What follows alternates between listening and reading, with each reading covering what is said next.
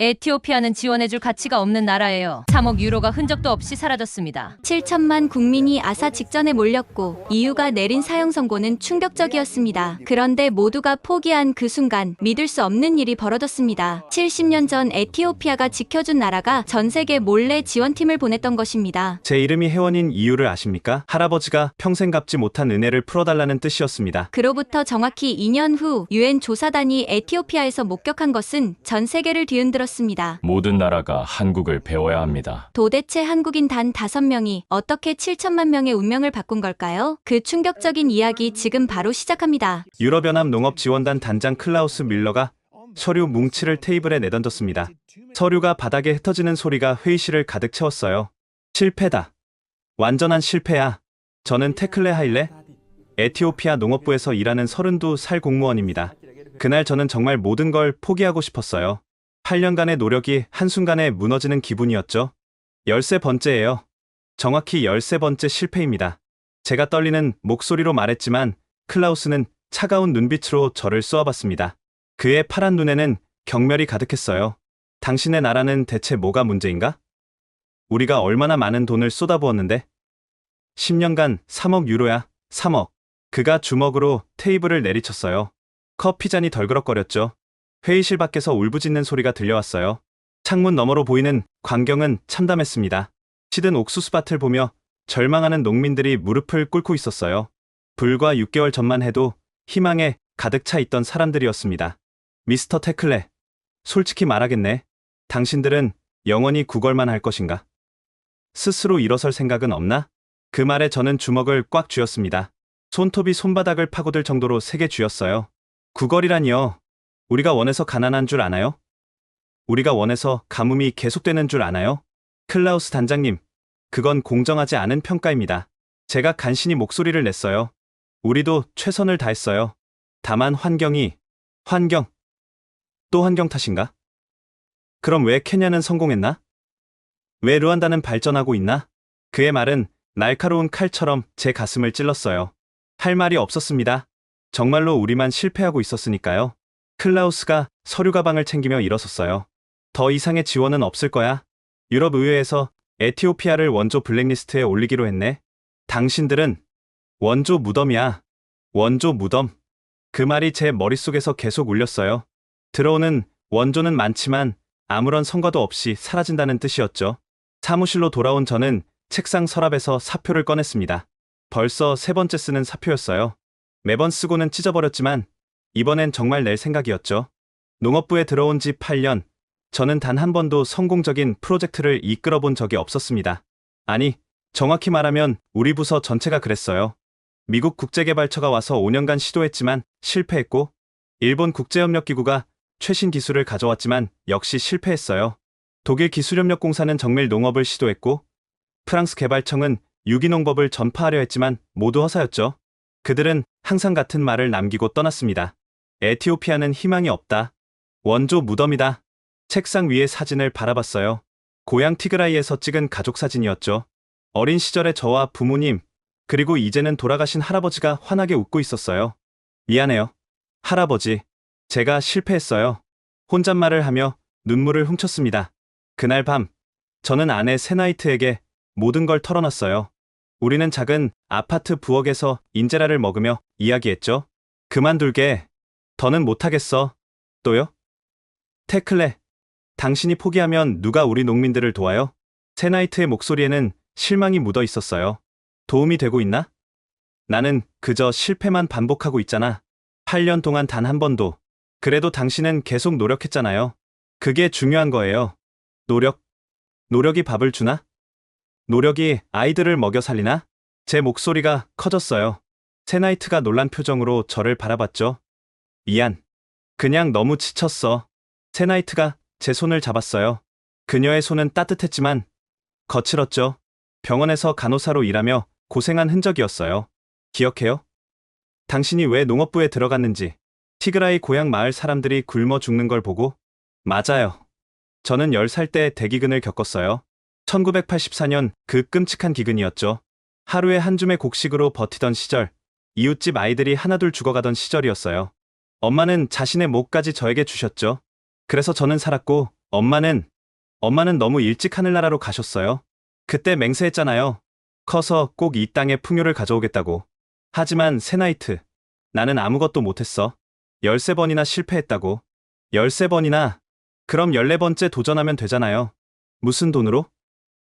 무슨 방법으로? 이제 아무도 우리를 도와주지 않아. 그날 밤 저는 잠을 이룰 수 없었어요. 천장을 보며 생각했죠. 정말 이대로 끝인가? 우리나라는 영원히 가난할 수밖에 없는가? 다음 날 아침, 부서 회의가 열렸습니다. 농업부 차관 멜레세 타데세가 무거운 표정으로 들어왔어요. 다들 알고 있겠지만 클라우스 단장이 최후 통첩을 보내왔네. 더 이상의 지원은 없다고. 회의실이 무거운 침묵에 빠졌어요. 20명의 직원들이 모두 고개를 숙였죠. 그럼 이제 어떻게 하죠? 젊은 직원 요나스가 물었어요. 25살의 열정적인 청년이었죠. 글쎄, 중국이 관심을 보이고 있긴 한데 차관의 말에 고참 직원 아베베가 고개를 저었어요. 중국은 더 위험해요. 그들은 땅을 빼앗아 가려고만 하죠. 그럼 대안이 있나? 인도? 브라질? 다 시도해봤잖아요. 결과는 똑같았고요. 절망적인 분위기가 회의실을 감쌌어요. 그때 저는 무심코 물었습니다. 한국은 어떻습니까? 회의실이 조용해졌어요. 다들 의아한 표정으로 저를 바라봤죠. 한국? 농업 선진국도 아닌데? 차관이 의외라는 표정으로 물었어요. 하지만 그들도 전쟁 후 최빈국이었잖아요. 어떻게 그렇게 빨리 성장했는지 혹시 배울 점이 있지 않을까요? 태클레, 꿈깨, 한국이 아프리카에 관심이나 있겠어? 아베베가 비웃듯 말했어요. 그리고 그들이 뭘 아나? 아프리카 토양을? 아프리카 기후를? 우리와는 완전히 다른 환경이야. 차관이 한숨을 쉬며 말했어요. 태클레, 현실적으로 생각해. 한국이 우리에게 관심이나 있겠나? 그들은 이미 잘 사는 나라야. 우리 같은 나라를 왜 돕겠어? 맞는 말이었어요. 하지만 뭔가 포기하고 싶지 않았죠. 회의가 끝난 후 저는 사무실로 돌아와 컴퓨터를 켰어요. 그리고 검색창에 한국농업발전사를 입력했죠. 놀라운 내용들이 나왔어요. 1960년대 한국의 1인당 국민소득은 $80, 필리핀보다도 가난했대요. 산림은 황폐화되고 농촌은 피폐했다고 했죠. 그런데 불과 50년 만에 선진국이 됐어요. 특히 새마을운동이라는 농촌 개발 운동이 인상적이었죠. 근면, 자조, 협동, 화면에 나온 문구를 읽으며 생각했어요. 이거야. 우리에게 필요한 건 돈이나 기술만이 아니야. 정신이야. 스스로 일어서려는 의지. 그날 저녁, 저는 오래된 앨범을 뒤적였어요. 돌아가신 할아버지의 유품이었죠. 할아버지는 많은 이야기를 남기지 않으셨어요. 과묵한 분이셨거든요. 그러다 낡은 편지 한 통을 발견했습니다. 봉투가 누렇게 변색되어 있었어요. 조심스럽게 펼쳐보니 한글로 쓰여 있었는데 다행히 영어 번역이 함께 있었어요. 편지를 읽는 순간 저는 온몸에 소름이 돋았습니다. 형제여, 우리도 언젠가 서로를 도울 날이 올 것이오. 1953년 한국 강원도 화천에서 쓰인 편지였습니다. 할아버지의 전후, 한국군 김상철 하사가 보낸 거였어요. 떨리는 손으로 편지를 계속 읽었습니다. 태클레 형제, 오늘도 고마웠소. 중공군에 포위됐을 때 당신 부대가 아니었다면 우리는 모두 죽었을 거요. 에티오피아 황실근위대의 용맹함을 평생 잊지 못할 것이오. 저는 편지를 들고 거실로 나갔어요. 벽에 걸린 할아버지 사진을 바라봤죠. 군복을 입은 젊은 시절의 할아버지가 근엄한 표정으로 정면을 응시하고 있었어요. 할아버지, 한국전쟁에 가셨던 거군요. 저는 할아버지가 참전 용사인 줄은 알았지만 구체적인 이야기는 들은 적이 없었어요. 할아버지는 전쟁 이야기를 거의 하지 않으셨거든요. 편지를 계속 읽었습니다. 전쟁이 끝나면 우리는 각자의 나라로 돌아가겠지만 이 인연을 잊지 않겠소. 우리 한국도 지금은 폐허지만 언젠가 일어설 것이오. 그때 꼭 에티오피아에 보답하겠소. 이것은 피로 맺은 약속이오. 피로 맺은 약속. 그 문구가 가슴을 울렸어요. 저는 집으로 가는 길에 계속 그 편지를 생각했습니다. 할아버지는 에티오피아 황실근위대 칸네바 대대 소속으로 한국전쟁에 참전하셨어요. 1951년부터 1954년까지 3년간 한국에 계셨죠. 세나이트, 이것 좀 봐. 저는 아내에게 편지를 보여줬어요. 세나이트도 놀란 표정이었죠. 할아버지가 한국전쟁에 참전하셨다고? 그것도 이렇게 깊은 인연이? 그러게. 나도 몰랐어. 할아버지는 늘 과묵하셨잖아. 세나이트가 편지를 다시 읽으며 말했어요. 태클레, 이건 운명인 것 같아요. 70년 전의 약속이 지금 당신에게 온 거예요. 하지만 한국이 정말 우리를 도와줄까? 시도해봐야 알죠. 안 그래요? 그날 밤, 저는 한국의 농업 발전사를 더 깊이 연구했습니다. 놀라운 사실들을 발견했어요. 1970년대 한국은 쌀 자급자족을 달성했고, 백색혁명으로 농가 소득을 크게 늘렸대요. 특히 인상적인 건 정부 주도가 아닌 농민 스스로의 참여로 이뤄졌다는 점이었죠. 바로 이거야. 저는 무릎을 쳤습니다. 우리에게 필요한 건 일방적인 원조가 아니라 함께 성장하는 파트너십이었어요. 다음 날, 저는 한국농촌진흥청 웹사이트를 찾았어요. 국제협력 부서가 있더군요. 떨리는 마음으로 연락처를 찾았습니다. 이메일을 쓰기 시작했어요. 쓰고 지우기를 수십 번 반복했죠. 어떻게 시작해야 할지 막막했어요. 결국 저는 진심을 담아 썼습니다. 안녕하십니까? 저는 에티오피아 농업부 테클레 하일레입니다. 70년 전 우리 할아버지들은 한국에서 함께 싸웠습니다. 칸네바 전투에서 에티오피아군은 한국을 위해 피를 흘렸고, 그때 맺어진 우정은 아직도 기억되고 있습니다. 키보드를 두드리는 손가락이 떨렸어요. 이제 저희가 도움이 필요합니다. 하지만 저희는 일방적인 원조를 구하는 게 아닙니다. 한국이 이룬 농업 기적의 비결을 배우고 싶습니다. 함께 성장할 수 있는 방법을 찾고 싶습니다. 메일을 쓰면서 눈물이 났어요. 자존심이 상했지만 우리 농민들을 위해서라면. 저희는 13번 실패했습니다. 모두가 우리를 원조 무덤이라고 부릅니다. 하지만 저는 아직 희망을 버리지 않았습니다. 한국도 최빈국에서 선진국이 됐잖아요. 저희도 할 수 있다고 믿습니다. 마지막으로 할아버지의 편지 사진을 첨부했어요. 그리고 떨리는 마음으로 전송 버튼을 눌렀죠. 일주일이 지났지만 답장은 없었습니다. 매일 메일함을 확인했지만 헛수고였어요. 역시 무리였나? 열흘째 되는 날, 포기하려던 순간이었어요. 메일함에 한글 제목의 메일이 도착했습니다. 테클레 하일레 선생님께 메일 잘 받았습니다. 저는 농촌진흥청 국제협력과 강혜원입니다. 심장이 쿵쿵 뛰었어요. 떨리는 손으로 메일을 열었죠. 강혜원. 그녀는 42살의 농업연구관이었어요. 토양학 박사 학위를 가진 전문가였죠. 할아버님의 편지를 읽고 깊이 감동했습니다. 저희 할아버지도 칸네바 전투에서 에티오피아군의 도움으로 살아남으셨다고 하셨어요. 이제 저희가 보답할 차례인 것 같습니다. 믿을 수 없었어요. 정말로 답장이 온 거예요. 그것도 이런 인연이 있다니? 하지만 테클레 선생님, 저희는 거창한 원조를 약속드릴 수 없습니다. 한국 정부 예산도 한정적이고 아프리카 사업 경험도 부족하거든요. 실망스러웠지만 이해할 수 있었어요. 계속 읽었죠. 대신 제안 드립니다. 함께 해결책을 찾아보면 어떨까요? 실패를 두려워하지 않고 끝까지 함께 노력한다면 분명 방법이 있을 거예요. 함께 찾는다. 그 말이 마음에 와닿았어요.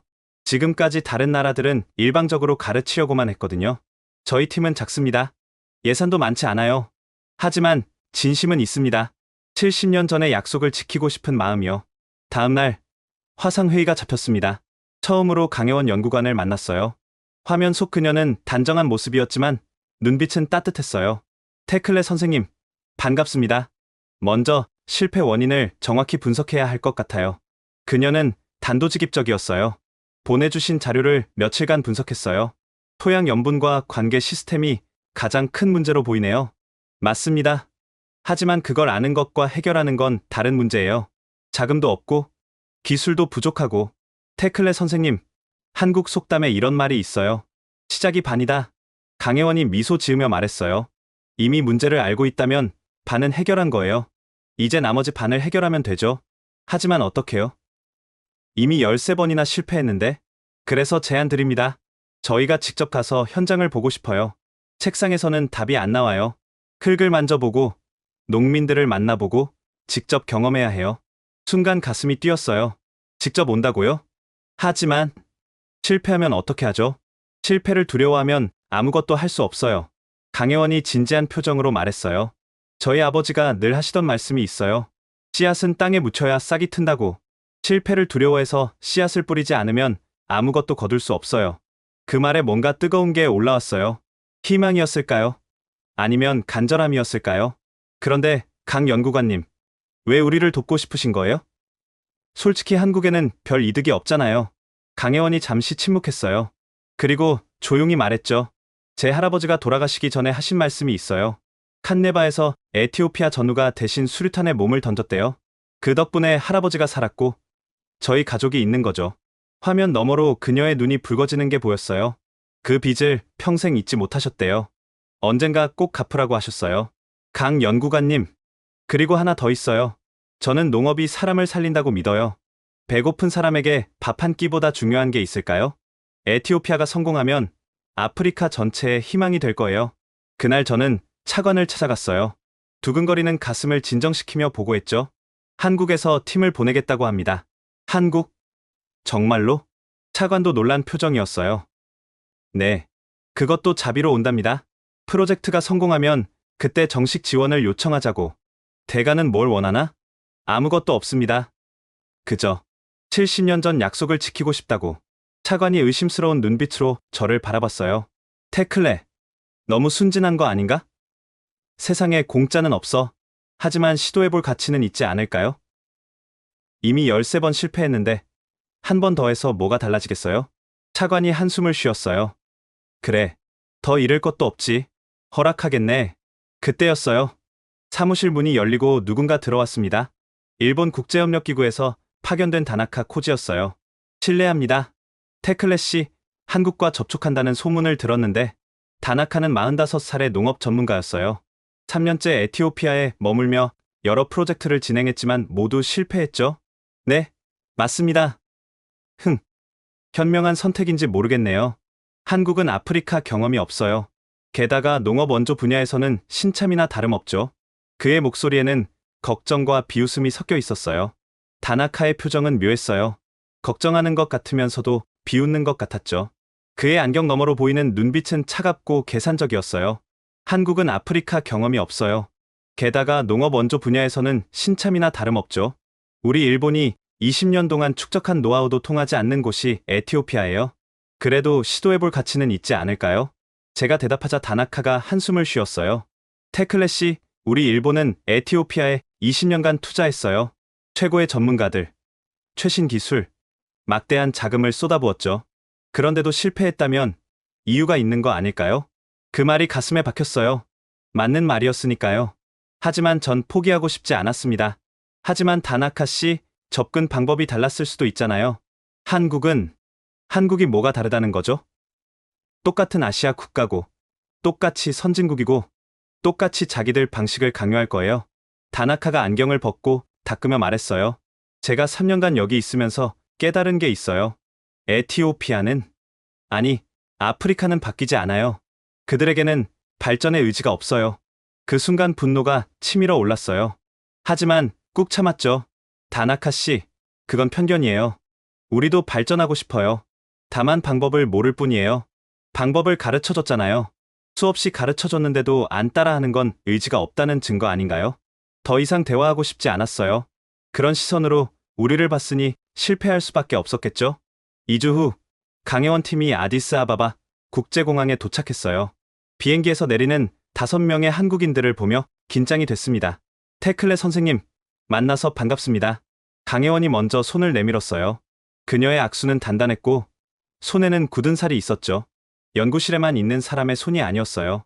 환영합니다. 먼 길 오시느라 수고하셨어요. 아니에요.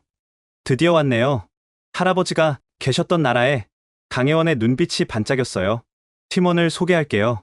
토양 전문가 박성태 박사, 관계 시스템 담당 최은경 연구관, 작물 재배 전문가 윤재혁 연구사, 그리고 데이터 분석가 송미래 연구사입니다. 팀원들이 차례로 인사했어요. 모두 30대에서 40대의 젊은 전문가들이었죠. 환영합니다. 그런데 장비는요? 저는 주변을 둘러봤지만 특별한 장비는 보이지 않았어요. 다른 나라들은 컨테이너 가득 장비를 가져왔었는데 일단 현장을 봐야죠. 장비는 그 다음입니다. 강혜원이 웃으며 말했어요. 현장을 보지 않고 장비부터 들여오는 건 집 짓기 전에 가구부터 사는 거예요. 호텔로 가는 길. 강혜원은 차창 밖을 유심히 관찰했어요. 도로 상태가 생각보다 괜찮네요. 그리고 사람들 표정이 밝아요. 네. 다른 팀들은 뭐라고 했어요? 처음 와서? 응. 대부분 덥다. 건조하다. 인프라가 부족하다. 그런 말들이었어요. 그것만 봤으니 실패했겠죠. 강혜원의 말에 뭔가 다르다는 걸 느꼈어요. 첫날 우리는 티그라이 지역 시범 농장으로 향했어요. 메마른 땅이 끝없이 펼쳐져 있었습니다. 5월인데도 땅은 바짝 말라 있었고 바람이 불 때마다 흙먼지가 날렸어요. 다른 전문가들은 이런 광경을 보면 한숨부터 쉬었어요. 하지만 강혜원 팀은 달랐습니다. 이 토양, 한국 서해안 간척지랑 비슷하네요. 박성태 박사가 무릎을 꿇고 흙을 한 줌 집어 들었어요. 손가락 사이로 흙을 비비며 냄새를 맡았죠. 염분 농도가 상당히 높아요. 하지만 불가능한 수준은 아닙니다. 새만금도 이랬거든요. 수원이 어디 있죠? 최은경 연구관이 물었어요. 우기에는 저 계곡에서 물이 내려와요. 하지만 금방 말라버리죠. 그럼 저장이 관건이네요. 한국도 예전엔 그랬어요. 천수답에 의존하다가 저수지를 만들면서 바뀌었죠. 그때 현지 농민들이 모여들었어요. 호기심 반, 의심 반의 눈빛이었죠. 또 외국인들이 왔구나 라고 티그리냐어로 말했습니다. 나이든 농민 하나가 중얼거렸어요. 저는 통역하지 않았습니다. 뭐라고 하셨어요? 그런데 강혜원이 물었어요. 눈치가 빠른 사람이었죠. 그냥 환영한다고 했습니다. 테클레 선생님, 솔직하게 말씀해 주세요. 신뢰는 정직함에서 시작됩니다. 할 수 없이 통역했더니 강혜원이 농민에게 다가갔어요. 맞습니다. 많은 외국인이 왔다 갔죠. 그들이 실패한 이유가 뭐라고 생각하세요? 통역을 들은 농민이 놀란 표정을 지었어요. 보통 외국 전문가들은 농민들의 의견을 묻지 않거든요. 그들은 우리 말을 듣지 않았어. 그저 자기들 방식만 강요했지. 60대로 보이는 농민이 경계심 가득한 목소리로 말했어요. 책에서 배운 대로만 하려고 했어. 우리가 대대로 살아온 이 땅을 자기들이 더 잘 안다고 했지. 그럼 우리는 먼저 듣겠습니다. 이 땅에서 대대로 살아온 분들이 진짜 전문가니까요. 강혜원의 대답에 농민들의 표정이 조금씩 바뀌었어요. 정말 들을 거요? 네. 가르쳐 주세요. 이 땅의 특성을, 기후를, 여러분들이 살아온 방식을. 분위기가 바뀌었어요. 농민들이 하나둘 다가와 이야기하기 시작했습니다. 우기가 짧아. 6월 중순에 시작해서 9월 초면 끝나. 바람이 세. 특히 2월에서 4월 사이에는 모든 걸 말려버려. 옛날엔 이렇지 않았어. 내가 어렸을 땐 숲도 있었고. 강혜원 팀은 노트북이 아닌 수첩에 깨알같이 받아 적었어요. 하나도 놓치지 않으려는 듯 진지하게 들었죠. 그때 멀리서 지켜보던 사람이 있었어요. 다나카였습니다. 열심히 하시네요. 점심시간에 다나카가 다가왔어요. 강 연구관님, 처음이시죠? 아프리카는? 네, 처음입니다. 그럼 조언 하나 드려도 될까요? 농민들 말을 너무 믿지 마세요. 그들은 과학을 모르니까요. 강혜원이 다나카를 바라봤어요. 과학을 모른다고 해서 자기 땅을 모르는 건 아니지 않을까요? 이론적으로는 맞죠. 하지만 현실은 달라요. 3년간 여기 있어 본 사람으로서 드리는 조언이에요. 감사합니다. 하지만 저희는 저희 방식대로 해보겠습니다. 다나카가 어깨를 으쓱했어요. 뭐 직접 겪어보시면 알겠죠? 그가 떠난 후 박성태 박사가 말했어요. 저 사람, 뭔가 이상해요. 우리가 성공하길 바라지 않는 것 같은데? 경쟁자라고 생각하나 봐요. 최은경이 말했어요. 아니면 자기들이 실패한 걸 우리가 성공하면 체면이 말이 아니겠죠? 그날 저녁 호텔에서 회의가 열렸습니다. 오늘 수집한 정보를 정리해봤어요. 송미래가 노트북을 펼쳤어요. 농민들 말이 맞아요. 강수 패턴이 지난 20년간 크게 변했어요. 그런데 모든 원조 프로젝트가 옛날 데이터를 기준으로 했네요. 그리고 토양 분석 결과예요. 박성태가 이어받았어요. 염분도 문제지만 더 큰 문제는 유기물 함량이에요. 거의 0%에 가까워요. 해결책은? 제가 물었어요. 단계적 접근이 필요해요. 먼저 토양 개량, 그 다음 적합한 작물 선택, 마지막으로 관계 시스템 구축. 윤재혁이 설명했어요. 그리고 가장 중요한 건 농민들의 참여예요. 그들이 주인의식을 가져야 해요. 그때 노크 소리가 들렸어요. 문을 열자 뜻밖의 인물이 서 있었죠. 다나카였습니다. 저녁 식사라도 함께 어때요? 한국팀을 환영하는 의미로. 뭔가 수상했지만 거절할 이유는 없었죠. 레스토랑에서 다나카는 와인을 따르며 넌지시 물었어요. 강 연구관님, 한국은 스마트팜 기술이 뛰어나다던데요? 과찬이십니다. 하지만 그건 한국 환경에 맞춰진 거 아닌가요? 아프리카는 완전히 다른 세계예요. 맞습니다. 그래서 현지화가 필요하죠. 현지화. 말은 쉽지만 실행은 어렵죠. 우리도 10년을 시도했으니까요. 다나카가 와인을 한 모금 마시고 말을 이었어요. 혹시 한국 정부가 특별한 이유로 에티오피아에 관심을 갖는 건가요? 요즘 중국처럼 아프리카 진출을 노리는 나라가 많아서 저희는 비즈니스가 아닌 약속을 지키러 왔습니다. 강혜원이 단호하게 답했어요. 70년 전 전쟁터에서 맺어진 약속 말입니다. 다나카의 표정이 굳어졌어요. 약속. 그런 감상적인 이유로 국가 예산을 쓴다고요? 감상적이라고요? 신뢰와 의리를 지키는 게 감상적인가요? 분위기가 싸늘해졌어요. 뭐, 각자의 방식이 있는 거겠죠.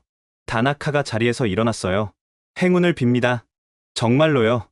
하지만 너무 기대하지는 마세요. 그가 떠난 후 강혜원이 말했어요.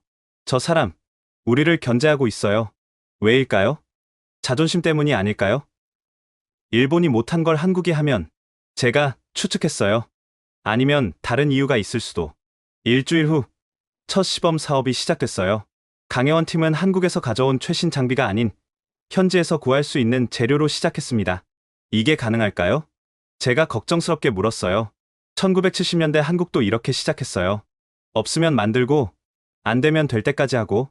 박성태가 삽을 들며 말했어요. 새마을운동 때는 시멘트도 귀했대요. 그래도 해냈죠. 농민들도 호기심을 갖고 지켜봤어요. 저 사람들 다르네. 한 농민이 말했어요. 그러게. 양복 입고 서류만 들고 다니는 사람들이 아냐. 그런데 첫날부터 문제가 생겼어요. 설치하던 관계 파이프가 터진 거예요. 이상하네요. 최은경이 파이프를 확인했어요.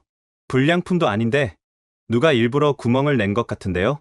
그때 현지 직원 하나가 조심스럽게 다가왔어요. 어젯밤에 누가 창고에 들어간 걸 봤어요. 누구였죠? 잘은 모르겠지만 일본 팀 숙소 방향으로 갔어요. 강혜원과 저는 눈을 마주쳤어요. 설마 하는 생각이 들었죠. 파종 3개월 후 우리는 다시 현장에 모였어요. 기대와 불안이 교차하는 순간이었죠.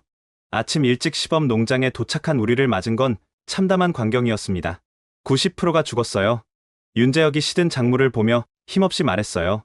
메마른 땅 위에 누렇게 변한 옥수수 대가 을씨년스럽게 서 있었습니다. 바람이 불자 마른 잎들이 부스러지는 소리가 들렸어요. 이럴 수가. 강혜원의 얼굴이 창백해졌어요. 3개월간의 노력이 한순간에 무너진 거였죠.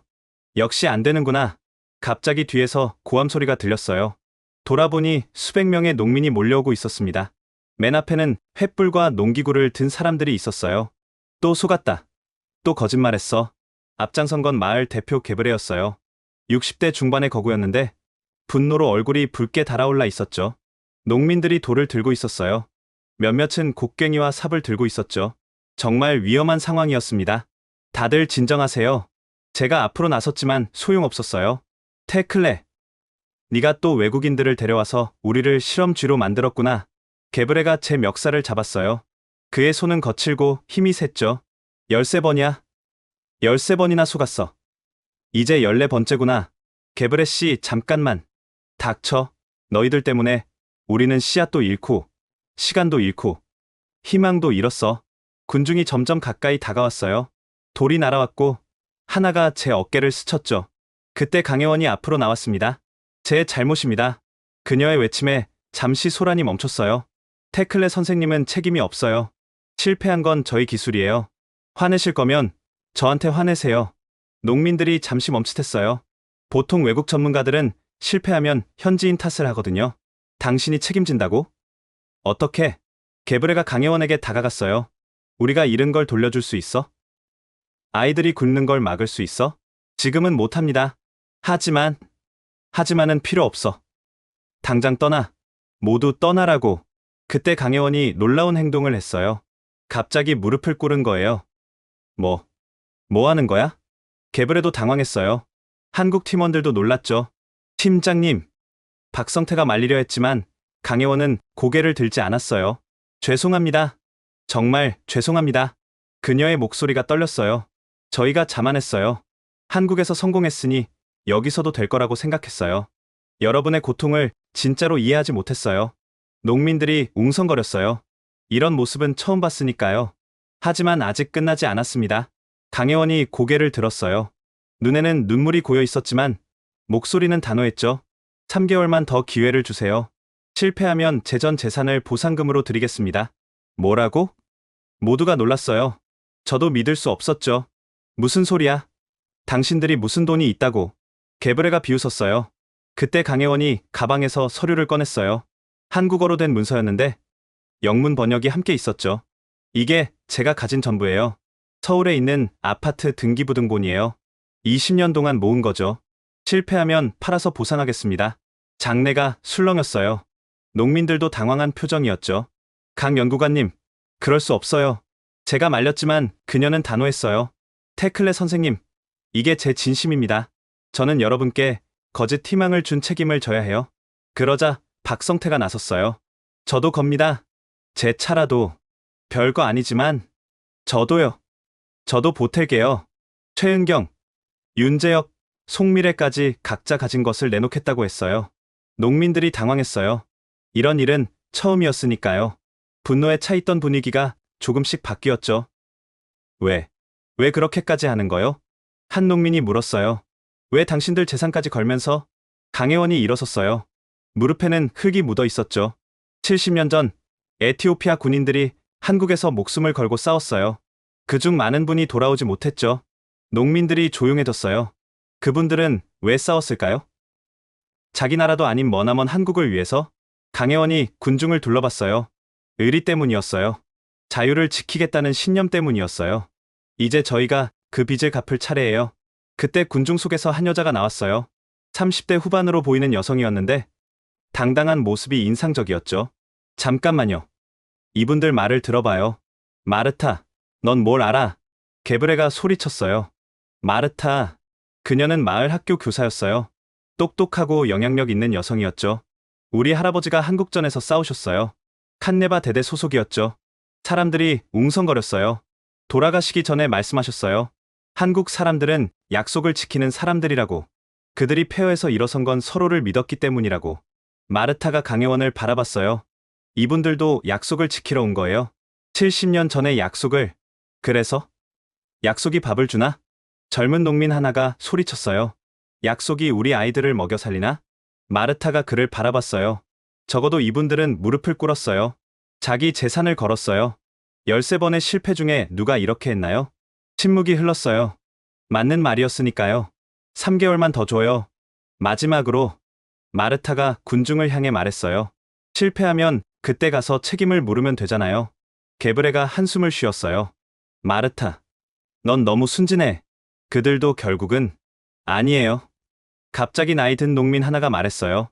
80대로 보이는 노인이었죠. 난 봤어. 이 사람들이 우리와 함께 흙을 만지는 걸, 우리 말을 듣는 걸. 노인이 지팡이를 짚고 강혜원에게 다가갔어요. 젊은이, 정말 3개월이면 되겠소? 최선을 다하겠습니다. 하지만 약속은 못해요. 실패할 수도 있어요. 솔직하구만. 노인이 고개를 끄덕였어요. 그래, 한 번 더 믿어보자. 마지막이야. 분위기가 바뀌었어요. 여전히 의심스러운 눈빛들이 있었지만 적대감은 많이 줄어들었죠. 그날 밤, 우리는 호텔에서 긴급 회의를 했어요. 문제를 찾았어요. 송미래가 데이터를 보여줬어요. 파종 시기가 잘못됐어요. 우기 패턴이 바뀌었는데 우리가 놓쳤어요. 20년 전 데이터를 참고했는데 기후가 완전히 달라졌어요. 그리고 이것 보세요. 박성태가 토양 샘플을 들어 보였어요. 표토 30cm 아래 점토층이 있어요. 물이 고여서 뿌리가 썩은 거예요. 우기 때 물이 너무 많이 고였다가 건기에 완전히 말라버리는 거죠. 그럼 해결책은? 제가 물었어요. 배수 시스템을 만들어야 해요.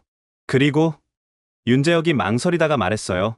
에티오피아 고유 작물인 테프를 활용하면 어떨까요? 테프요?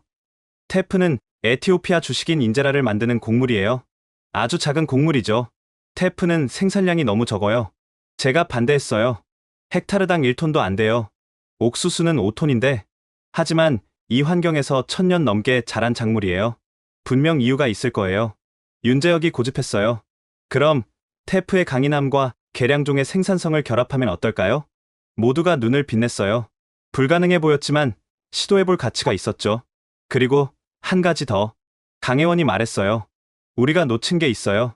현지 농법이요. 그들이 1000년 동안 써온 방법을 무시했어요. 다음 날 우리는 농민들을 다시 모았어요. 이번엔 분위기가 달랐죠. 여러분의 지혜가 필요합니다. 강혜원이 말했어요. 테프를 어떻게 키우시는지 가르쳐 주세요. 농민들이 수군거렸어요. 테프를? 그걸 왜? 외국인들은 테프를 무시했어요. 수확량이 적다고. 비효율적이라고. 하지만 테프는 수천 년간 이 땅에서 살아남았죠. 그 비밀을 배우고 싶습니다. 게브레가 팔짱을 끼고 말했어요. 흙을 맛봐야 해. 그래야 땅이 뭘 원하는지 알 수 있어. 맛으려? 그래. 우리 조상들은 다 그렇게 했어. 짠맛이 나면 염분이 많은 거고, 쓴맛이 나면 알칼리성이고, 강혜원이 주저없이 흙을 집어 맛봤어요. 한국 팀원들도 따라했죠. 짜요. 그리고 쓴맛도 나요. 그렇지. 그게 이 땅의 성격이야. 그런 땅에는 테프가 제격이지. 농민들이 웃기 시작했어요. 처음으로 진짜 소통이 시작된 거죠. 그리고 파종 시기는 달의 모양을 봐야 해. 마르타가 설명했어요. 초승달이 뜨고 사흘 후가 최적기예요. 그때 땅의 습도가 가장 좋거든요. 과학적 근거가 송미래가 말하려다가 멈췄어요. 강혜원이 눈빛으로 제지했거든요. 달의 모양이라 흥미롭네요. 더 자세히 알려주세요. 한 달간 우리는 농민들에게 배웠어요. 언제 비가 올지 예측하는 법. 작은 징조로 토양 상태를 아는 법. 구름이 저 산 너머에서 올라오면 사흘 뒤 비가 와요. 이 풀이 자라는 곳은 물이 고이기 쉬운 곳이에요. 개미가 집을 높이 쌓으면 큰 비가 온다는 신호예요. 과학 장비로도 놓친 것들을 농민들은 알고 있었어요. 그런데 어느 날 아침 이상한 일이 벌어졌어요. 실험 포장에 뿌려둔 비료가 사라진 거예요. 도둑이 들었나? 아니에요. 이건 현지 직원이 조심스럽게 말했어요. 어제 일본 팀 트럭을 봤어요. 새벽에 여기 왔다가 갔어요. 이제 확실해졌어요. 다나카가 우리를 방해하고 있다는 게. 증거를 잡아야 해요. 제가 말했지만 강혜원은 고개를 저었어요. 아니요. 그들은 그들대로 두세요. 우리는 우리 일에만 집중해요. 하지만 테클레 선생님, 복수는 아무것도 바꾸지 못해요. 성공이 최고의 복수예요. 실험 포장을 다시 만들었어요. 이번엔 농민들의 지혜와 한국 기술을 결합했죠. 테프와 계량종을 교배한 새로운 품종, 전통적인 두둑 재배법의 점적 관계 시스템 결합, 현지 퇴비와 과학적 시비법의 조화. 이번엔 다를 거예요. 마르타가 확신에 찬 목소리로 말했어요. 두 번째 파종이 시작됐어요. 이번엔 농민들도 함께했죠. 이렇게 심어요. 깊이는 2cm, 간격은 15cm. 게브레가 시범을 보였어요. 씨앗을 넣을 때는 이렇게 축복을 빌어요. 자라라. 번성하라. 우리를 먹여라. 라고 말했습니다. 미신 같지만 윤재혁이 중얼거렸어요. 미신이 아니에요. 마르타가 말했어요. 씨앗에 대한 존중이에요. 생명에 대한 경외예요. 파종을 마친 후 우리는 매일 농장을 찾았어요. 농민들도 함께했죠. 물을 줄 때는 이 정도만. 한 농민이 가르쳐줬어요. 너무 많으면 뿌리가 약해져요. 목마르게 키워야 뿌리가 깊이 내려요. 2주가 지나자 새싹이 올라왔어요. 작지만 건강해 보였죠. 됐어. 싹이 텄어. 농민들이 환호했어요.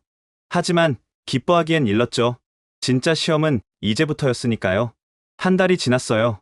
작물들이 무럭무럭 자랐죠. 이번엔 확실히 달랐어요. 뿌리가 깊어요. 박성태가 흥분해서 말했어요. 점토층을 뚫고 내려갔어요. 그때 다나카가 나타났어요. 잘 되고 있는 것 같네요. 그의 표정은 복잡했어요. 네. 농민들 덕분이에요. 강혜원이 답했어요. 농민들이요? 그들이 가진 천년의 지혜를 배웠어요. 그리고 현대 기술과 결합했죠. 다나카가 한숨을 쉬었어요. 우리는 왜 그 생각을 못했을까? 늦지 않았어요. 강혜원이 말했어요. 함께 하실래요? 다나카가 놀란 표정을 지었어요. 함께요? 우리가 방해했는데도? 과거는 과거예요. 미래가 중요하죠. 그 순간 다나카의 눈에 뭔가 반짝였어요. 후회였을까요? 희망이었을까요? 6주가 지났어요. 작물들이 꽃을 피웠죠. 이번엔 다를 거야. 게브레가 꽃을 보며 말했어요. 왜요? 처음으로 우리 방식을 존중해주는 사람들을 만났으니까.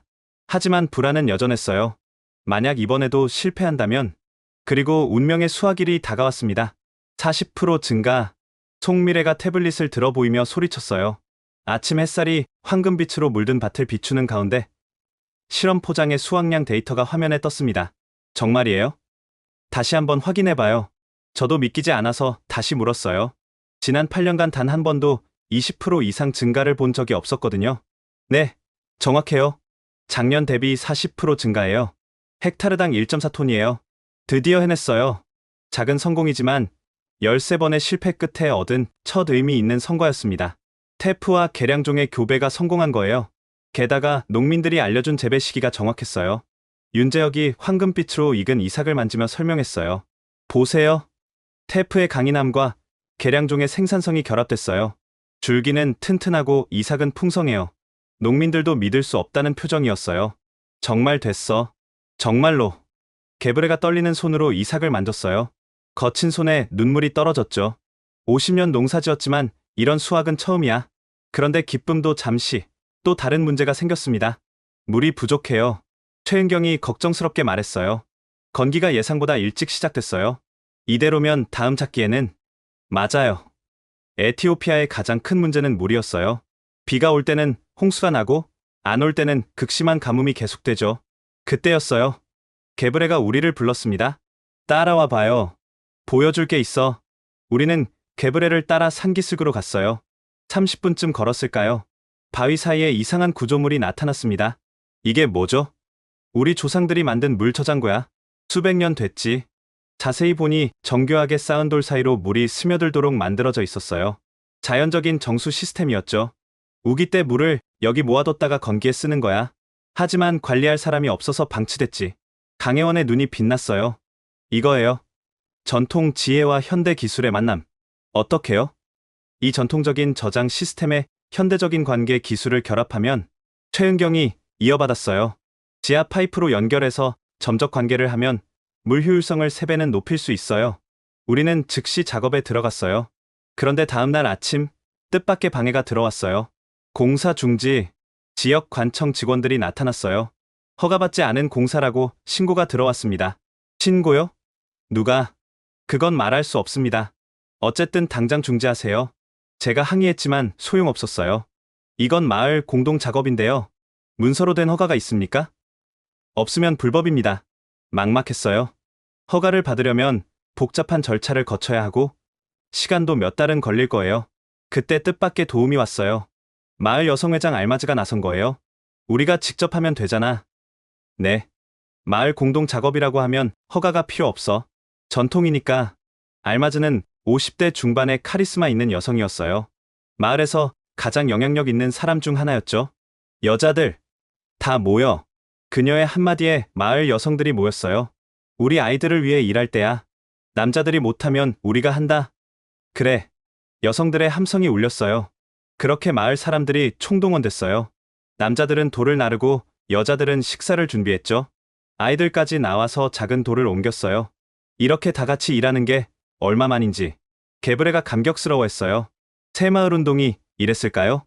박성태가 물었어요. 아마도요. 함께 일하고 함께 성장하는. 일주일 만에 물 저장고가 완성됐어요. 전통적인 구조는 그대로 살리고 현대적인 관계 시스템을 추가했죠. 그런데 완공식 날 다나카가 나타났습니다. 축하합니다. 인상적인 성과네요. 다나카의 표정은 복잡했어요. 부러움과 후회가 섞인 듯했죠. 하지만 아직 갈 길이 멀죠. 40% 증가? 우리는 60%도 달성했었어요. 물론 지속되지 않았지만 차이가 뭔지 아세요? 강혜원이 물었어요. 글쎄요. 뭐가 다른가요? 우리는 농민들과 함께 했어요. 그들이 주인이 됐죠. 그래서 지속 가능한 거예요. 다나카가 씁쓸하게 웃었어요. 주인이식. 우리가 놓친 게 그거였군요. 다나카 씨. 마르타가 다가왔어요. 당신도 이제 우리와 함께해요. 경쟁이 아니라 협력으로. 저를 받아줄까요? 그동안 방해만 했는데 과거는 과거예요. 게브레가 손을 내밀었어요. 미래를 함께 만들면 되죠. 다나카의 눈이 붉어졌어요. 그리고 천천히 게브레의 손을 잡았죠. 고맙습니다. 정말 고맙습니다. 그 후로 놀라운 변화가 시작됐어요. 다나카는 일본의 자금과 기술을 지원했고 우리는 함께 일했죠. 두 번째 수확 시기가 왔어요. 모두가 긴장했습니다. 제발. 저는 기도하는 마음이었어요. 농민들도 마찬가지였죠. 수확이 시작됐어요. 한 포기, 두 포기. 그런데 이상했어요. 이삭이 예상보다 묵직했습니다. 이거 봐요. 한 농민이 소리쳤어요. 알곡이 꽉 찼어. 이렇게 실한 건 처음이야. 믿을 수 없었어요. 테프는 원래 알곡이 작은데 개량된 품종은 확실히 달랐습니다. 수확량 측정 결과가 나왔어요. 송미래가 뛰어왔어요. 80% 증가해요. 헥타르당 1.8톤이에요. 환호성이 터졌어요. 농민들이 서로 껴안고 울었습니다. 됐다. 정말 됐어. 우리가 해냈어. 그때 하늘에서 비가 내리기 시작했어요. 건기인데 비가 온 거예요. 축복의 비야. 알마즈가 하늘을 보며 외쳤어요. 하늘도 우리 성공을 축하하는구나. 모두가 비를 맞으며 춤을 췄어요. 기쁨의 춤이었죠. 그날 저녁 마을 잔치가 열렸어요. 인제라와 전통주가 차려졌고 커피 세리머니가 시작됐죠. 건배. 강혜원이 잔을 들었어요. 에티오피아와 한국의 우정을 위해. 그리고 일본도. 다나카가 덧붙였어요. 우정을 위해. 다 같이 외쳤어요. 축제가 한창일 때 마르타가 연설을 했어요. 여러분, 우리가 무엇을 배웠습니까? 혼자서는 할 수 없다는 걸 배웠어요. 하지만 함께하면 불가능도 가능해진다는 걸 배웠어요. 맞아. 우리는 이제 시작이에요. 이 성공을 온 에티오피아에 퍼뜨려야 해요. 열광적인 박수가 쏟아졌어요. 그때 뜻밖의 손님이 도착했어요. 정부 관계자들이었죠. 농업부에서 왔습니다. 이곳의 성과를 직접 확인하러 왔어요. 그들은 데이터를 확인하고 농장을 둘러봤어요. 놀랍군요. 정말 80% 증가가 맞나요? 네. 그것도 지속 가능한 방식으로요. 제가 자랑스럽게 답했어요. 비결이 뭡니까? 협력이요. 전통과 현대의 협력, 농민과 전문가의 협력, 그리고 국가 간의 협력. 관계자가 고개를 끄덕였어요. 정부에서 이 모델을 전국으로 확산시키고 싶어 합니다. 협조해 주시겠습니까? 물론이죠. 우리는 새로운 단계로 나아가고 있었어요. 작은 마을의 성공이 이제 국가적 프로젝트가 되는 거죠. 밤이 깊어갈 무렵. 저는 강혜원과 함께 밭을 걸었어요. 정말 해냈네요. 제가 말했어요. 아니에요. 우리가 해낸 거예요. 모두가 함께. 이제 어떻게 되는 걸까요? 더 큰 도전이 기다리고 있겠죠. 하지만 이제는 자신 있어요. 별이 쏟아지는 밤하늘을 보며 우리는 더 큰 꿈을 꿨습니다. 에티오피아 전체가 풍요로워지는 그날을 위해 할아버지가 이 메달을 남기셨어요. 마르타가 낡은 나무 상자를 열었어요. 붉은 벨벳 천 위에 놓인 메달이 촛불에 반짝였죠. 에티오피아 황실근위대 휘장이 새겨진 훈장이었습니다. 우리는 마르타의 집에 모여 있었어요. 내일 있을 마을 총회를 앞두고 있었죠. 농민들 사이에서 프로젝트 확대를 놓고 의견이 갈렸어요. 일부는 여전히 의심하고 있었습니다. 칸네바 전투에서 받으신 거예요. 한국군과 함께 중공군 3개 사단을 막아냈대요. 마르타가 훈장을 조심스럽게 만졌어요. 1951년 5월이었대요. 중공군 15만 명이 공격해왔는데 우리 할아버지 부대는 800명뿐이었대요. 800명이 15만 명을? 박성태가 놀라서 물었어요. 네. 한국군과 함께 3일 밤낮을 싸웠대요. 탄약이 떨어지면 돌을 던지고 총검으로 싸우고. 마르타의 목소리가 떨렸어요. 253명이 전사했어요. 하지만 끝까지 진지를 지켰죠. 강혜원이 눈물을 훔쳤어요. 저희 할아버지도 그 전투에 계셨어요. 살아남은 건 에티오피아군 덕분이라고 하셨죠. 그래서 내일 총회가 더 중요해요. 마르타가 일어섰어요. 할아버지들이 피로 맺은 인연을 우리가 이어가야 해요. 다음 날 아침 마을 회당에 사람들이 모였어요. 500명이 넘는 인원이었죠. 찬성파와 반대파가 명확히 갈려 있었어요. 왜 그들을 믿어야 해? 겨우 한두 번 성공했다고? 보수적인 농민들이 반대했어요. 특히 장로 멜카무가 강경했죠. 70대의 노인으로 마을에서 가장 영향력 있는 사람 중 하나였어요. 우리 조상들은 수천 년간 우리 방식으로 살아왔어. 왜 바꿔야 하지? 멜카무 장로님. 하지만 시대가 변했어요. 젊은 농민 아베라가 반박했어요. 우리 방식으로는 더 이상 먹고 살 수 없어요. 아이들이 굶고 있다고요. 그래도 외국인들에게 의존하는 건 반대야. 분위기가 험악해졌어요. 찬반이 팽팽했죠. 그때 마르타가 일어섰어요. 장로님, 할아버지가 왜 한국에 가셨는지 아세요? 황제의 명령이었지. 아니에요. 자원하셨어요. 자유를 지키러 가신 거예요. 마르타가 오래된 편지를 꺼냈어요. 플라스틱 봉투에 조심스럽게 보관된 편지였죠. 읽어드릴게요. 사랑하는 딸에게, 이곳 한국은 우리처럼 가난하지만 희망이 있는 나라다. 그들은 폐허 속에서도 내일을 꿈꾼다. 우리도 언젠가 그럴 수 있을 거다. 라고 쓰셨어요. 회의장이 조용해졌어요. 그리고 이렇게 쓰셨어요. 한국 사람들은 밤새 책을 읽는다. 총알이 빗발치는 참호 속에서도 글을 배운다. 그들의 배움에 대한 열정이 놀랍다. 라고요. 멜카무 장로가 물었어요. 그래서? 지금 그들이 와서 가르치는 게 아니라 함께 배우려고 해요. 할아버지가 꿈꾸던 그 희망을 가져온 거예요. 말은 그럴듯하지만 그때 강혜원이 손을 들었어요. 제가 한 말씀 드려도 될까요? 통역을 통해 그녀의 말이 전달됐어요. 저희 할아버지도 에티오피아군 덕분에 살았어요. 칸네바 전투에서요. 사람들이 웅성거렸어요. 중공군에 포위됐을 때 에티오피아군이 구해줬대요. 할아버지는 평생 그 은혜를 잊지 못하셨어요. 강혜원이 사진 한 장을 꺼냈어요. 이게 저희 할아버지예요. 그리고 여기 사진 속에는 젊은 한국군과 에티오피아군이 함께 있었어요. 이분이 마르타 씨 할아버지 아닌가요? 모두가 놀랐어요. 정말로 닮았거든요. 맞아요. 우리 할아버지다. 마르타가 흥분해서 말했어요. 70년 전 그들은 전우였어요. 그리고 지금 우리가 다시 만났어요. 분위기가 완전히 바뀌었어요. 반대하던 사람들도 흔들리기 시작했죠. 하지만 여전히 반대하는 사람들이 있었어요. 그래도 우리 땅이야. 외국인들이 와서 이래라 저래라 하는 게 싫어. 젊은 농민 타디세가 소리쳤어요. 30대 초반의 혈기왕성한 청년이었죠. 그때 다나카가 손을 들었어요. 제가 할 말이 있습니다. 모두가 놀랐어요. 일본 팀이 이런 회의에 참석한 적은 없었거든요. 저희가 실패한 이유를 알아요. 우리는 가르치려고만 했어요. 여러분을 무시했죠. 다나카가 고개를 숙였어요. 3년 동안 저는 여러분을 깔봤어요. 못 배웠다고?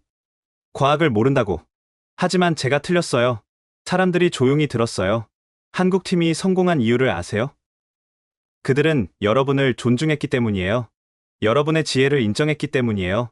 그래서? 타디세가 물었어요. 이제 저도 배웠어요. 진정한 발전은 함께할 때 가능하다는 걸. 제발 기회를 주세요. 한국팀과 함께, 여러분과 함께 일하고 싶어요. 다나카가 무릎을 꿇었어요. 일본인이 무릎을 꿇는 건 정말 드문 일이죠. 용서해 주세요. 그리고 함께해 주세요. 충격적인 순간이었어요. 오만했던 일본 전문가가 농민들 앞에 무릎을 꿇다니. 일어나요. 멜카무 장로가 다나카를 일으켜 세웠어요. 용기 있는 사람이군. 잘못을 인정하는 건 쉽지 않지. 그때 알마즈가 일어섰어요. 우리에게 필요한 건 자존심이 아니라 희망이에요. 우리 아이들이 굶지 않을 희망. 그녀의 목소리에는 힘이 있었어요. 작은 성공을 봤잖아요. 80% 수확 증가. 이게 뭘 의미하는지 알아요? 우리 아이들이 배불리 먹을 수 있다는 거예요. 맞아. 여기저기서 동의하는 목소리가 나왔어요. 하지만 더 중요한 게 있어요.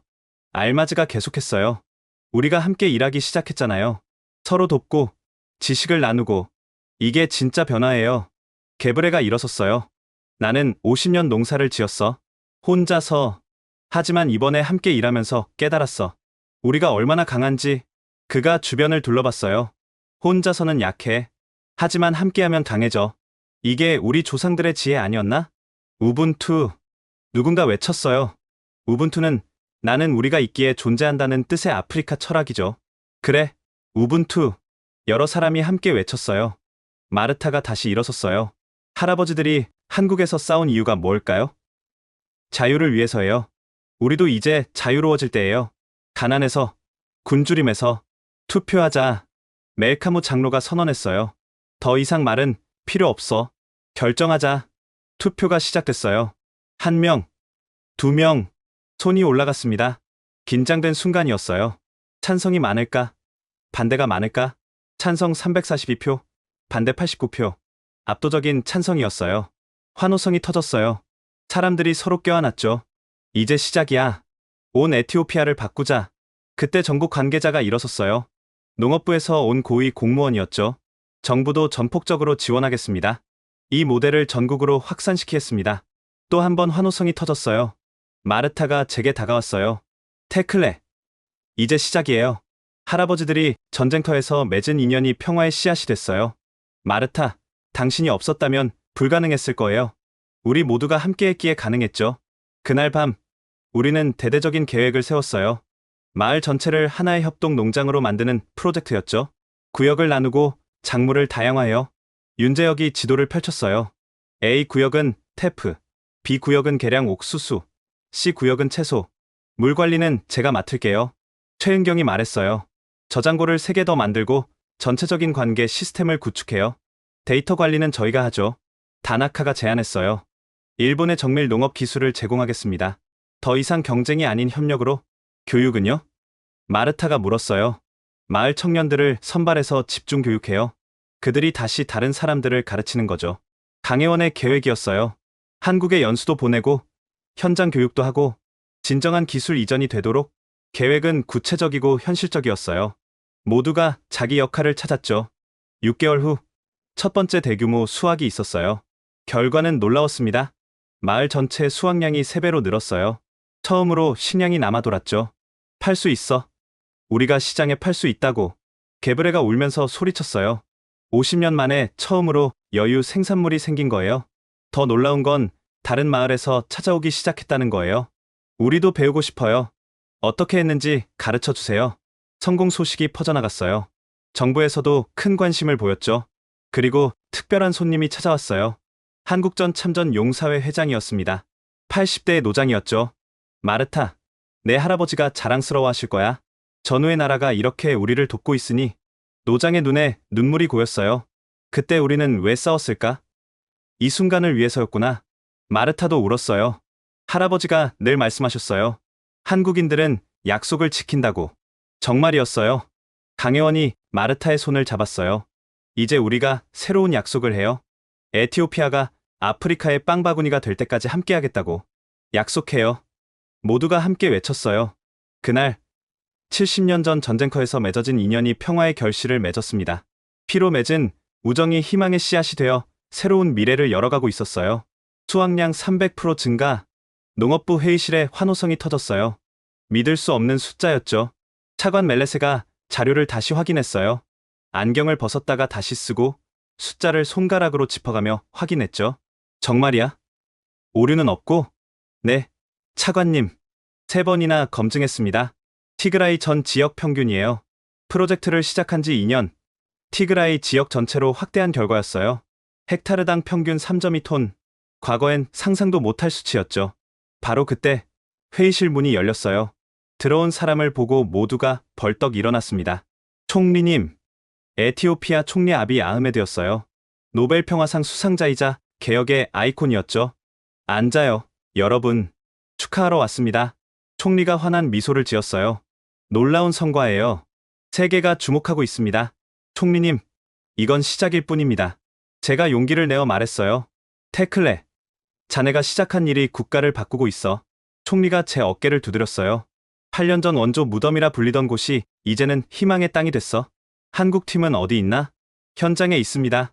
오늘도 농민들과 함께. 역시 그렇군. 가서 만나보고 싶네. 우리는 시범 농장으로 향했어요. 총리의 갑작스러운 방문에 경호팀이 분주했지만 총리는 개의치 않았죠. 도착하니 장관이 펼쳐졌습니다. 끝없이 이어진 황금빛 밭이었어요. 테프, 계량 옥수수, 미리 바람에 물결쳤죠. 믿을 수 없군. 총리가 감탄했어요. 3년 전만 해도 여기는 메마른 땅이었는데. 강혜원이 밭에서 일하다가 우리를 발견했어요. 얼굴과 옷이 핵투성이었지만 그녀의 표정은 밝았죠. 총리님, 강 연구관, 정말 고맙소. 당신들이 해냈어. 저희가 한 게 아닙니다. 에티오피아 농민들이 해낸 거예요. 강혜원의 겸손한 대답에 총리가 더 감동한 듯했어요. 그때 다나카도 모습을 보였어요. 그도 농민들과 함께 일하고 있었죠. 총리님, 일본도 이제 진정한 협력이 뭔지 배웠습니다. 다나카 씨, 당신의 변화가 인상적이오. 부끄럽지만 늦게나마 깨달았습니다. 마을 사람들이 하나둘 모여들었어요. 게브레를 비롯한 농민들이 총리를 반갑게 맞았죠. 총리님, 우리 밭을 보세요. 이렇게 풍성한 수확은 난생 처음이에요. 한 농민이 자랑스럽게 말했어요. 그래서 준비한 게 있습니다. 총리가 수행원에게 신호했어요. 커다란 봉투를 가져왔죠. UN 식량농업기구에서 보낸 공식 서한입니다. 봉투를 열자 모두가 숨을 죽였어요. 에티오피아 티그라이 농업혁신 프로젝트를 아프리카 최우수 사례로 선정합니다. 전 세계가 배워야 할 모델입니다. 환호성이 터졌어요. 농민들이 서로 껴안고 눈물을 흘렸죠. 원조 무덤에서 모범 사례로 우리가 해냈어. 총리가 말을 이었어요. 이뿐만이 아닙니다. 세계은행에서 5천만 달러 추가 지원을 결정했습니다. 전국으로 확대하라고요. 믿을 수 없었어요. 원조를 거부당하던 나라가 이제는 투자를 받게 됐다니. 그리고 한 가지 더. 총리가 미소 지었어요. 한국 정부가 농촌진흥청 아프리카 사무소를 에티오피아에 설치하기로 했습니다. 강혜원이 놀란 표정을 지었어요. 정말요? 저도 몰랐는데 며칠 전 확정됐소. 대통령이 직접 결정했다더군. 또 한 번 환호성이 터졌어요. 그때 마을 광장에서 북소리가 들렸어요. 축제가 시작된 거였죠. 가서 함께 축하합시다. 총리가 앞장섰어요. 광장은 이미 축제 분위기였어요. 전통춤과 노래가 시작됐죠. 하지만 가장 감동적인 건 다음 날 있었어요. 마을 장터에 상인들이 몰려들었어요. 수도와 다른 지역에서 온 구매자들이었죠. 품질이 정말 좋네요. 전량 구매하겠습니다. 저희도요. 수출도 가능할 것 같은데요. 개브레가 떨리는 손으로 계산을 했어요. 이렇게 많은 돈을. 그의 눈에서 눈물이 흘렀어요. 50년 만이야. 50년 만에 제값 받고 팔아보네. 그 광경을 본 강혜원도 울었어요. 이게 진짜 성공이에요. 원조가 아닌 자립. 장터가 축제 분위기가 됐어요. 사람들이 춤추고 노래했죠. 그런데 갑자기 다나카가 무릎을 꿇었어요. 용서해 주세요. 모두가 놀랐어요. 제가 방해했던 것. 정말 죄송합니다. 다나카 씨, 오만했어요. 일본이 최고인 줄 알았죠. 하지만 진정한 발전은 함께할 때 온다는 걸 배웠습니다. 강혜원이 다나카를 일으켜 세웠어요. 과거는 잊어요. 이제 우리는 동료잖아요. 고마워요. 정말 고마워요. 다나카가 흐느꼈어요. 그 순간 또 다른 손님들이 도착했어요. 주변국 농업 장관들이었습니다. 케냐에서 왔습니다. 비결을 배우고 싶어요. 우간다도요. 르완다도 참여하고 싶습니다. 수단에서도 왔어요. 순식간에 아프리카 15개국 대표가 모였어요. 이거 즉석 아프리카 농업 정상회담이 되겠는데? 총리가 웃으며 말했어요. 그럼 여기서 논의해 봅시다. 어떻게 이 성공을 확산시킬지. 즉석 회의가 시작됐어요. 황금빛 들판을 배경으로 아프리카의 미래를 논의했죠. 첫 번째 원칙, 현지 농민이 주인입니다. 강혜원이 말했어요. 두 번째, 전통과 현대의 조화. 다나카가 이었죠. 세 번째, 함께 배우고 함께 성장한다. 제가 마무리했어요. 범아프리카 농업혁신 네트워크를 만들면 어떨까요? 케냐 장관이 제안했어요. 좋은 생각이야. 총리가 동의했어요. 에티오피아가 주도하고 한국과 일본이 지원하는, 그리고 각국이 경험을 공유하는 거죠. 우간다 장관이 덧붙였어요. 회의는 밤늦게까지 이어졌어요. 구체적인 실행 계획이 나왔죠. 그때 놀라운 발표가 있었어요. 총리가 일어섰습니다. 여러분, 방금 아디스아바바에서 연락이 왔습니다. 한국 대통령이 에티오피아를 국빈 방문하기로 했답니다. 또 한 번 환호성이 터졌어요. 70년 만에 국빈 방문이에요. 역사적인 순간이야. 강혜원이 제게 속삭였어요. 테클레 씨, 정말 해냈네요. 원조 무덤이 희망의 땅이 됐어요. 아직 시작이에요. 갈 길이 멀죠. 하지만 이제는 혼자가 아니잖아요. 맞아요. 이제 우리는 혼자가 아니었어요. 그날 밤, 성대한 축하연이 열렸어요. 전통 커피 세리머니로 시작했죠. 이 커피처럼. 마르타가 말했어요. 천천히, 정성스럽게, 함께 만들어가는 거예요. 모두가 고개를 끄덕였어요. 축제가 절정에 달했을 때 할머니 한 분이 강혜원에게 다가왔어요. 이분이 제 남편이에요. 할머니가 낡은 사진을 보여줬어요. 한국군 제복을 입은 젊은 에티오피아 군인이었죠. 한국에서 전사하셨어요. 1952년에 강혜원이 사진을 받아 들었어요. 정말 젊으셨네요. 23살이었어요. 아이를 보지도 못하고 가셨죠. 할머니의 눈에 눈물이 고였어요. 하지만 이제 알겠어요. 남편이 왜 그곳에서 싸웠는지. 오늘을 위해서였어요. 강혜원이 할머니를 꼭 안았어요. 할머님, 그분의 희생을 절대 잊지 않겠습니다. 고마워요. 정말 고마워요. 별이 쏟아지는 아프리카의 밤하늘 아래 우리는 더 큰 꿈을 꿨습니다. 메마른 땅에 기적이 일어났어요. 하지만 진짜 기적은 사람들의 마음이 변한 거였죠. 절망이 희망으로, 불신이 신뢰로, 경쟁이 협력으로. 그것이 진짜 기적이었습니다. 지금까지 원조 무덤에서 희망의 땅으로 거듭난 에티오피아의 놀라운 이야기 들려드렸습니다. 한 통의 이메일이 7천만 명의 삶을 바꿨고 70년 전 전쟁터의 약속이 평화의 열매를 맺었습니다. 여러분은 이 이야기를 들으며 어떤 생각이 드셨나요? 불가능해 보이는 일도 진심과 끈기가 있다면 가능하다는 걸 보여준 사례가 아닐까요? 그리고 진정한 원조는 주는 것이 아니라 함께 성장하는 것임을 깨닫게 해주는 이야기였습니다. 만약 이 이야기가 감동적이었다면 구독과 좋아요를 눌러주세요. 그리고 무엇보다 이 영상을 공유해주세요. 한국이 세계에 전한 희망의 메시지를 더 많은 사람들이 알 수 있도록 70년 전 피로 맺은 약속이 어떻게 기적이 되었는지 함께 나누어 주세요. 진정한 국제협력과 상생의 가치를 널리 알리기 위해 이 이야기를 공유해주세요.